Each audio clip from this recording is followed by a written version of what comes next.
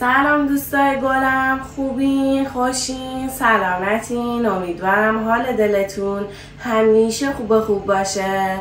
امروز اومدم با آموزش یه غذای خیلی خوشمزه شمالی ناردونی.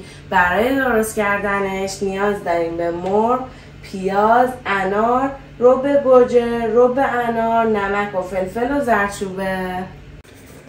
در ابتدا مرغ رو داخل ظرف میریزم، بهش زردچوبه، نمک، فلفل اضافه میکنم.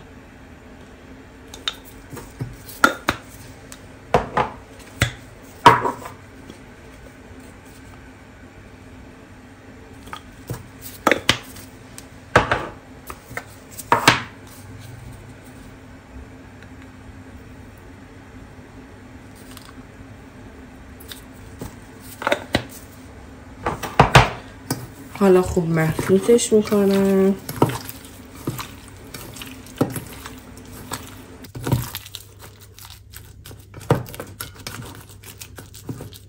خوب که مخلوطش کردم در ظرف رو میذارم، یه نیم ساعت میذارم استراحت بکنه و مواد به خورده هم بره. تا نیم ساعت بشه منم انار رو درست میکنم و دو میکنم.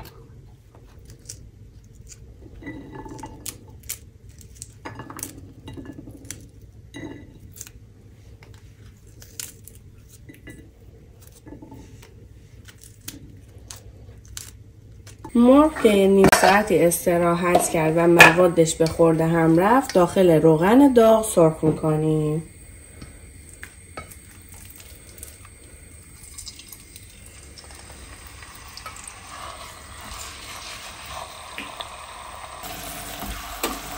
خوب که سرخ شدن شعله گاز رو خاموش میکنم و مرغ رو برمیدارم.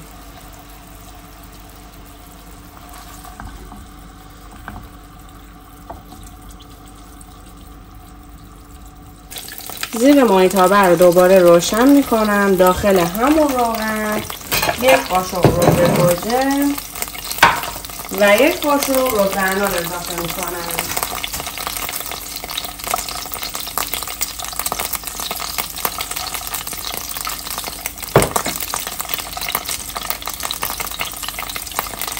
خوب مخلوطش میکنم.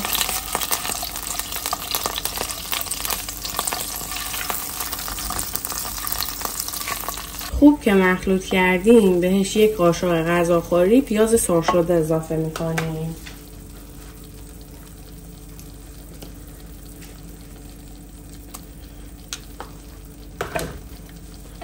و بعد با هم دیگه مخلوطش میکنیم.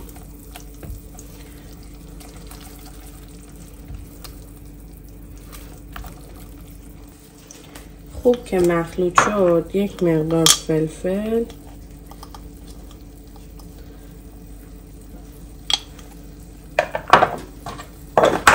و نمک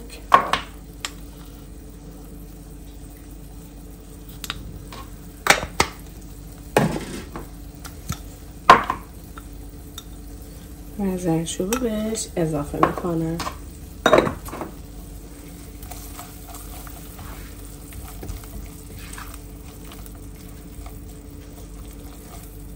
خوب که مخلوط شد اناری که از قبل دون کردیم و به اندازه 2 قاشق داخل مایتابه میریزم. هم بزنید، اگه کم بود بازم بهش اضافه کنید.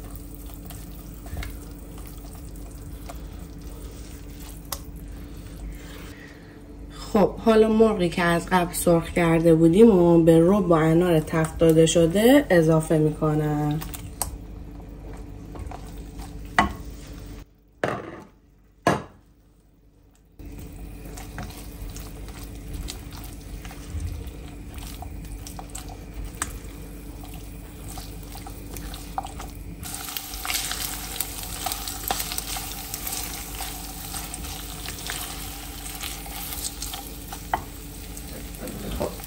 حالا یک لیوان آب جوش بهش اضافه میکنم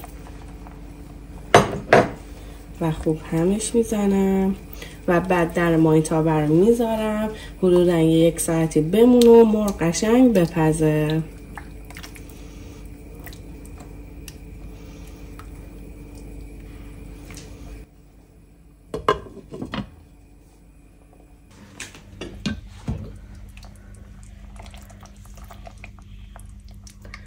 در حال جا افتادنه هر از گاهی هم بزنید که خورش ته نگیره.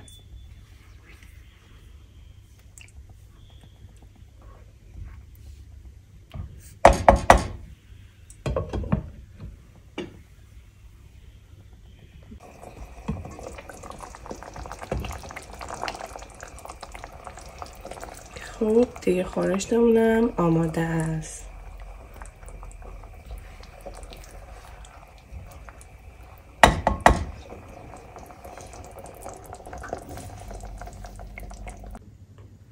اینم از آموزش خورشت متفاوت و خوشمزه شمالی.